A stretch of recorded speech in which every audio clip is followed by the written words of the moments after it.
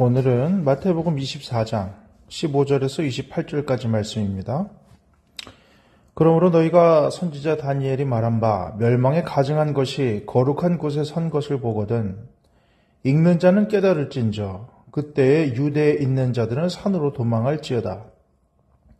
지붕 위에 있는 자는 집 안에 있는 물건을 가지러 내려가지 말며 밭에 있는 자는 겉옷을 가지러 뒤로 돌이키지 말지어다. 그날에는 아이벤 자들과 젖먹이는 자들에게 화가 있으리로다. 너희가 도망하는 일이 겨울이나 안식일에 되지 않도록 기도하라. 이는 그때에 큰 환란이 있겠음이라. 창세로부터 지금까지 이런 환란이 없었고 후에도 없으리라. 그날을 감하지 아니하면 모든 육체가 구원을 얻지 못할 것이나 그러나 택하신 자들 위하여 그날을 감하시리라. 그때 사람이 너희에게 말하되 보라 그리스도가 여기 있다 혹은 저기 있다 하여도 믿지 말라.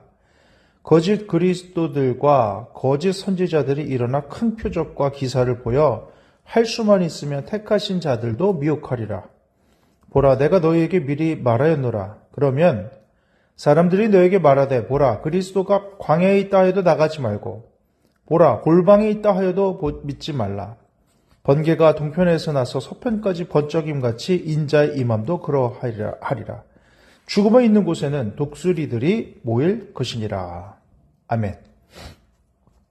예수님께서는 계속적으로 마지막 때에 대해 말씀하십니다. 마지막 때에 대해서 첫 번째로 말씀하시는 것은 분별하라는 것입니다. 그러므로 너희가 선지자 다니엘이 말한 바 멸망에 가증한 것이 거룩한 것에 선 것을 보거든 읽는 자는 깨달을진저 이렇게 말하고 있습니다. 깨달으라는 것입니다. 깨닫는 것이 성경에서는 굉장히 중요합니다. 말씀이 밭에 떨어지는데 깨닫지 못하면 악한 자가 와서 말씀을 가져갔다. 깨달으니까 좋은 밭에 떨어져서 30배, 60배, 100배 결실 맺었다. 깨닫는 것이 굉장히 중요한데요. 분별하는 것은 곧 깨달음과 연결이 있습니다. 그냥 머리로 그런 정보가 있대 하고 아는 것과 정말 그 정보가 진리인 줄 믿고 깨닫는 것은 좀 다른 문제입니다. 깨달음은 행동을 수반하게 마련입니다. 이렇게 하면 죽는데 그럼 그렇게 안 하게 되죠. 이렇게 하면 성공하고 승리한데 그럼 그렇게 하게 되죠. 우리가 영적인 많은 방책들을 알고 있지만 하지 않는 이유는 깨달음이 없기 때문입니다. 자, 멸망에 가증한 것이 거룩하게 선 것을 보거든. 이 다니엘 말씀인데요. 9장, 11장, 12장에 보면은 이 부분이 나옵니다. 멸망에 가증한 것이 거룩한 곳에 선 것을 보거든. 깨달으라는 거죠. 하나님의 성전, 하나님의 성전이 타락하게 될 때, 그렇게 문제가 되는 것입니다. 오늘 우리는 이 세상을 살아갑니다. 교회가 욕을 먹고 있죠. 기독교 국가라고 하는 미국이 전쟁을 일으키고 있죠. 여러 가지 것들을 보면서 정말 마지막 때가 되어 가는구나 그런 생각을 할 수밖에 없지 않습니까? 우리는 인간이기 때문에 우리가 있는 어느 곳이든지 완벽한 교회는 없습니다. 우리가 불완전한 존재이기 때문이죠. 그러나 그 중심에 주님을 모시고 우리가 그렇게 살기는 어렵지만은 어쨌든 그 방향으로 살려고 노력하고 발버둥 치는 그 방향성을 잃지 않을 때에는 그래도 소망이 있는 것입니다. 그러나 그 방향성이 달라질 때 문제가 되는 것이죠. 분명 예수님의 말씀과 다름에도 불구하고 별 가책 없이 내가 원하는 방향으로 이득을 향하여 달려가는 모습이라면 그거는 교회라고 보기가 어렵다는 것이죠. 멸망에 가증한 것, 결국은 그것이 우리의 욕심 아니겠습니까? 하나님께서 말씀하신 맘몬 아니겠습니까? 하나님과 맘몬은 겸하여 섬길 수 없다. 고대에는 어떤 이상한 우상숭배의 모습이었을지 몰라도 지금은 맘몬이요, 이기주의요, 그런 것들이 하나님의 자리에 앉아 있는 것은 아닐까 생각해 봅니다. 분별하라는 것입니다. 자, 그때는 어떻답니까? 유대에 있는 자들은 산으로 도망하고 지붕에 있는 자는 집 안에 물건 가지러 내려가지 말고 밭에 있는 자는 겉옷을 가지러 돌이키지 말라. 이것은 급박성을 말합니다. 마지막 날의 심판의 급박성이에요. 마치 전쟁을 의미하는 것 같기도 해요. 그래서 우리가 요한계시록에 보면 최후의 성전 아마겟돈이 나오지 않습니까? 전쟁 같은 모습인 거죠. 전쟁이 일어났을 때 이렇게 되는 겁니다.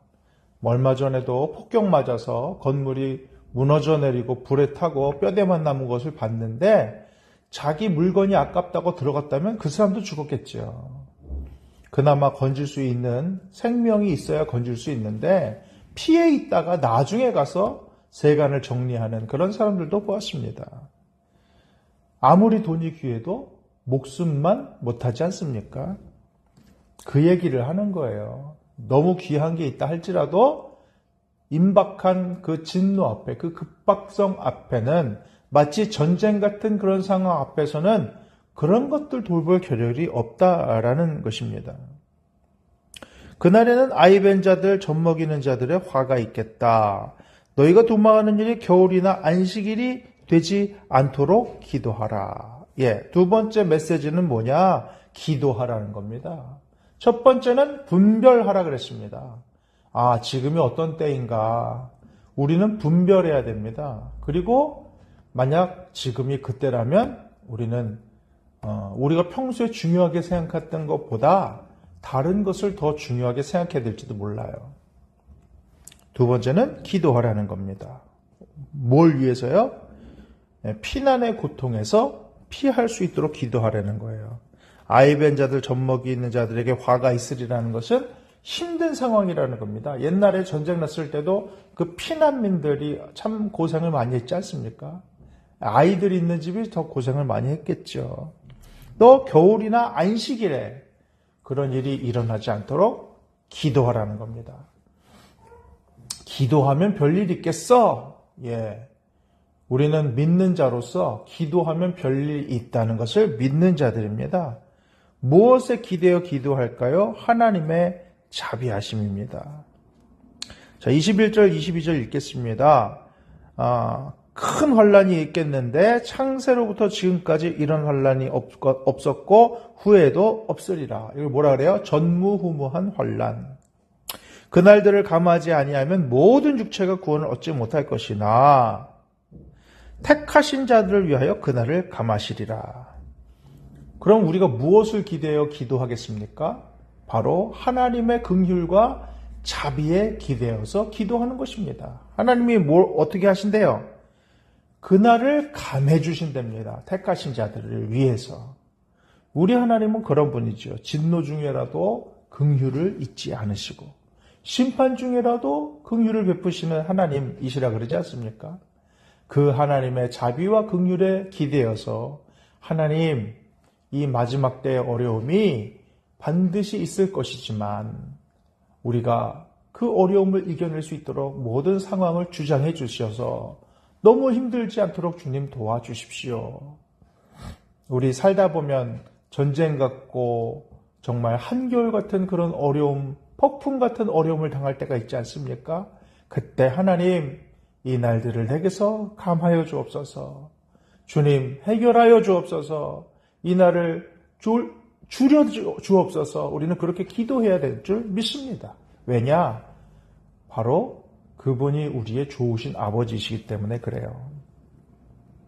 자, 그때 사람들이 뭐라고 말하느냐? 그리스도가 여기 있다, 저기 있다. 그래도 믿지 말라. 그리스도가 여기 있다, 저기 있다. 이런 말은 뭡니까? 영적으로 곤란한 시대가 온다는 겁니다. 믿지 말라는 것은 미혹당하지 말라는 거예요. 거짓 그리스도들과 거짓 선지자들이 일어나 큰 표적과 기사를 보여 할 수만 있으면 택하신 자들도 미혹할 것이다. 우리가 그 사람을 인정하고 인정 안 하는 건 대부분 뭔지 아십니까? 표적과 기사예요. 근데 오늘 말씀 보니까는 큰 표적과 기사를 보인답니다. 다시 말하면 큰 표적과 기사에 마음 뺏기지 말고, 아이고 저 사람 잘 맞춘대, 우와 병도 고쳤대, 야 기적 행하나 보다, 이런 거에 마음 뺏기지 말라는 거예요. 왜요? 미혹될 수 있으니까. 그러면 어떻게 됩니까? 자, 25절. 보라, 내가 너희에게 미리 말하였느니라. 중요한 건 뭐라고요? 말씀 붙들라는 겁니다. 말씀대로 하지 않고 자기 멋대로 하면서 기적을 베푸는 사람이 있을 수 있다는 거예요.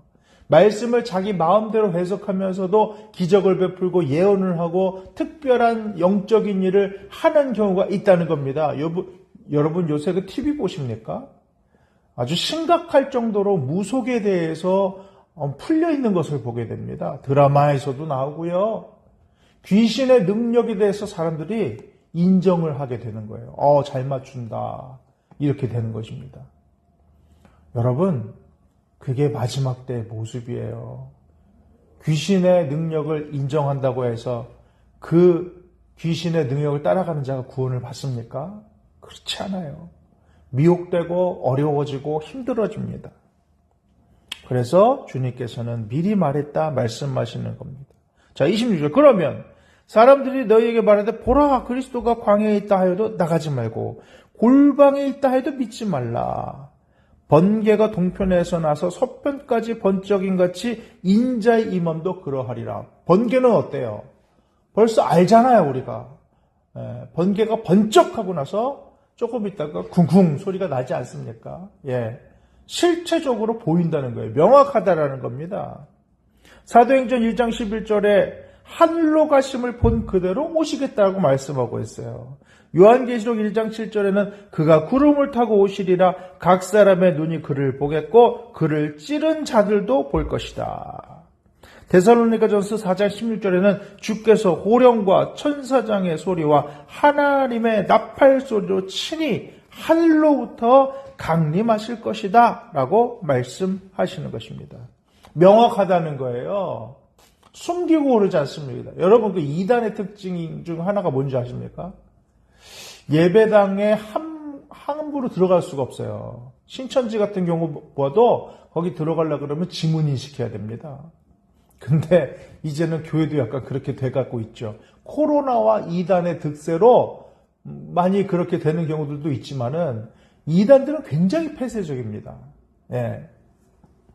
예수님께서 나타나시면 명확하다는 거예요. 그리고 공개적이라는 겁니다. 죽음이 있는 곳에는 독수리들이 모일 것이다.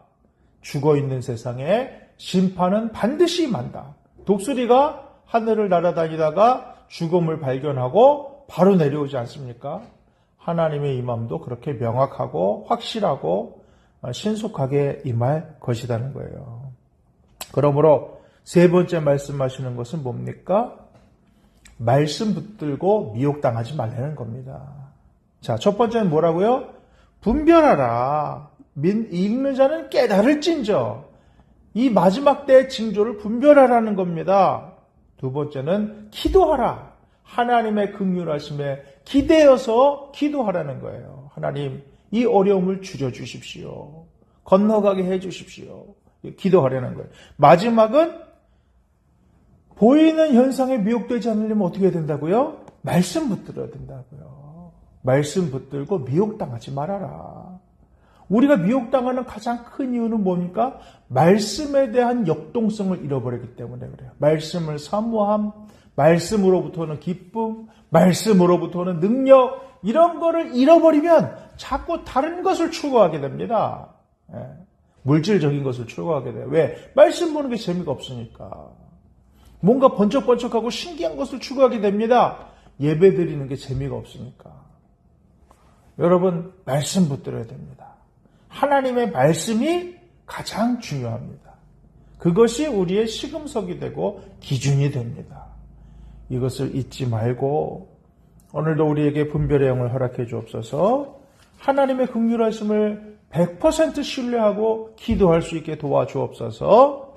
말씀 붙들고 이 악한 세상에서 미혹당하지 않는, 할 수만 있으면 택한 자들도 미혹하려고 하는 이 마귀에게 넘어가지 않는 우리가 되게 해달라고 오늘도 간구하며 오늘 하루를 살아내는 저와 여러분 되시기를 주님의 이름으로 축복합니다. 기도하겠습니다. 주님, 전쟁은 번져가고 고통은 깊어지는 이 종말의 시간에 더욱 주님만 바라보며 멈추지 않고 기도하게 하옵소서.